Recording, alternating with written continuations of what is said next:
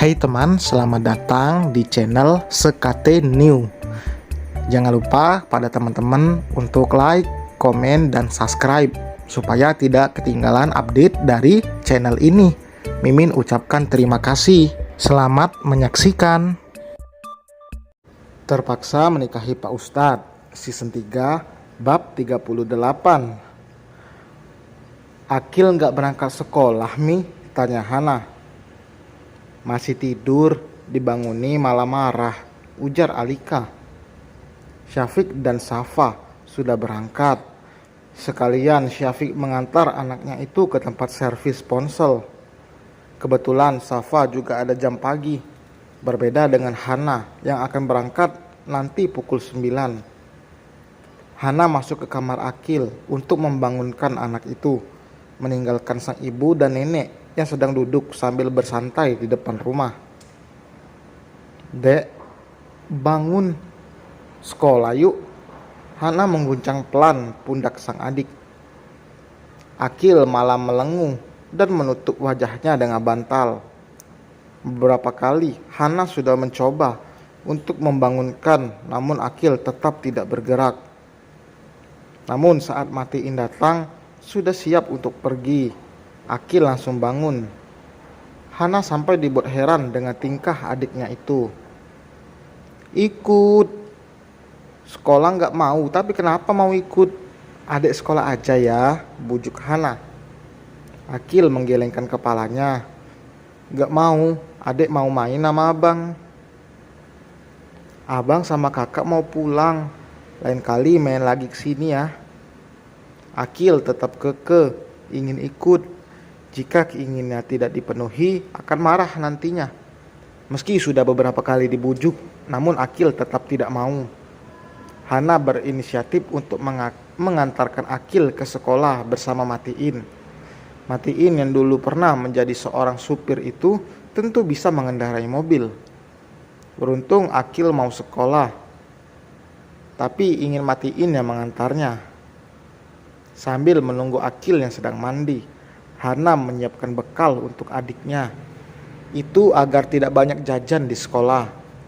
Bukan apa-apa, Akil jika jajan pasti ia datangi satu-satu penjual di sana.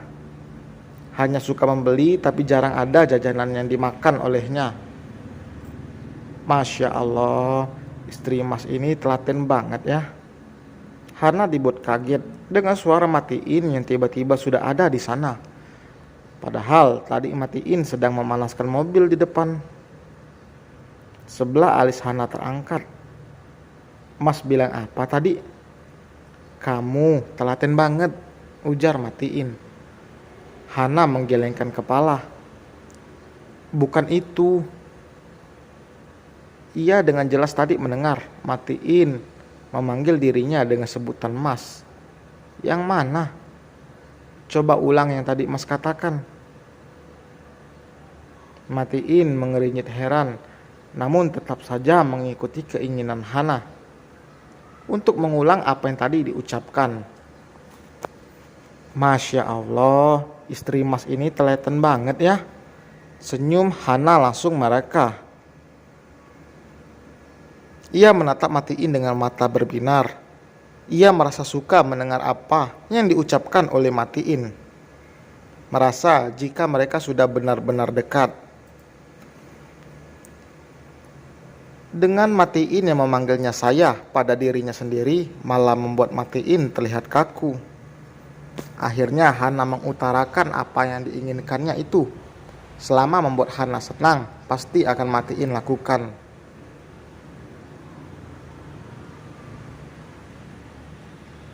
Kok kamu gak disemutin ya? Tanya Matiin tiba-tiba. Ia dari tadi fokus memperhatikan sang istri.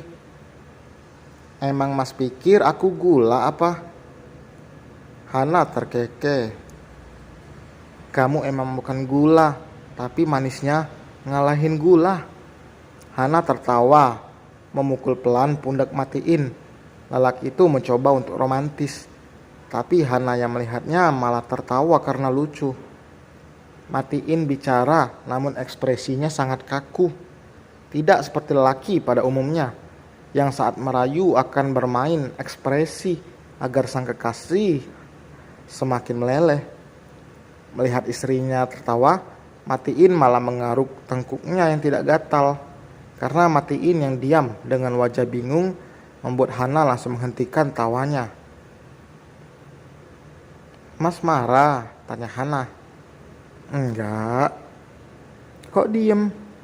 "Mau ikut ketawa tapi nggak tahu apa yang lucu," jawabnya. Hana menangkup rahang tegas Matiin dengan lembut. "Kamu yang lucu, Mas." "Lucu apanya?"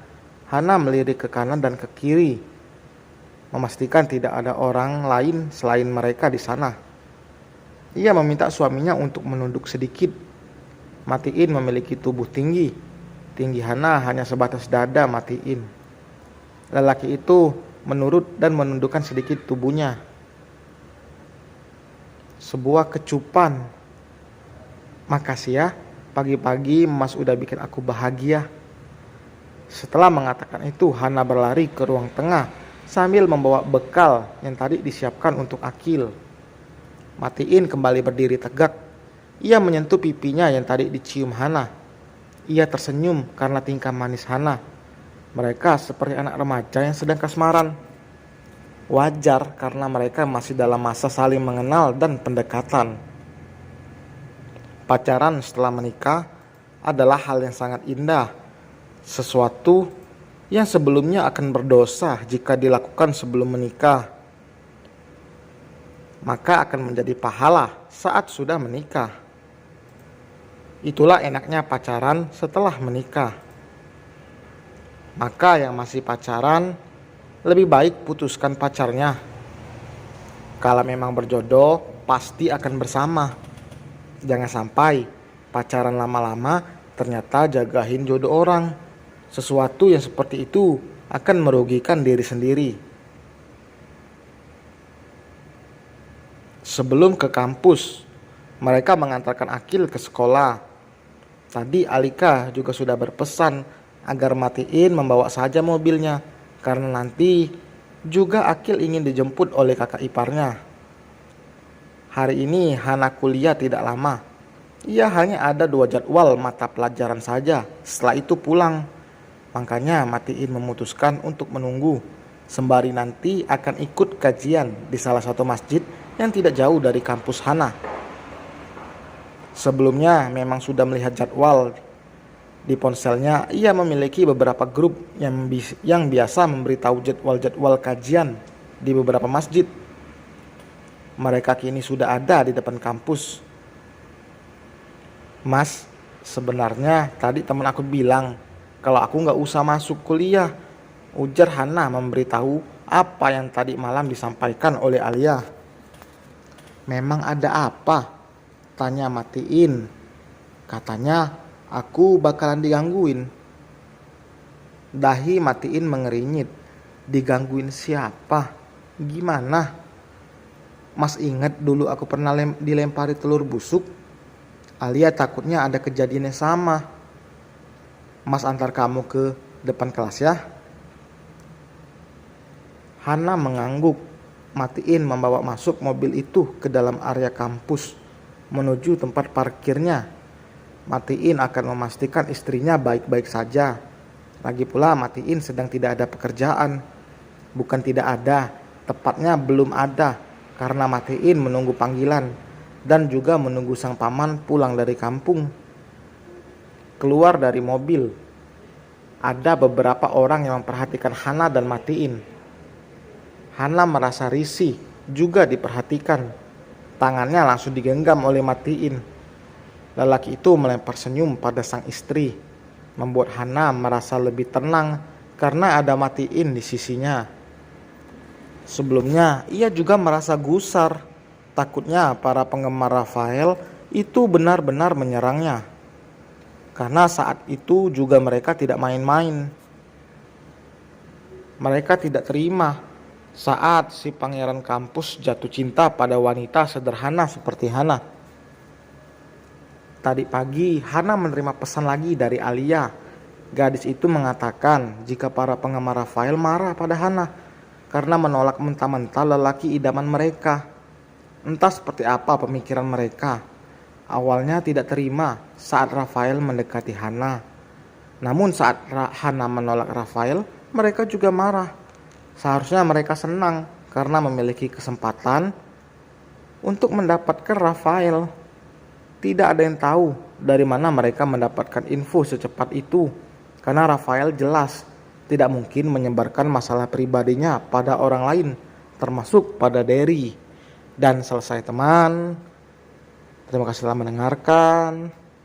Ada-ada aja fans Rafael.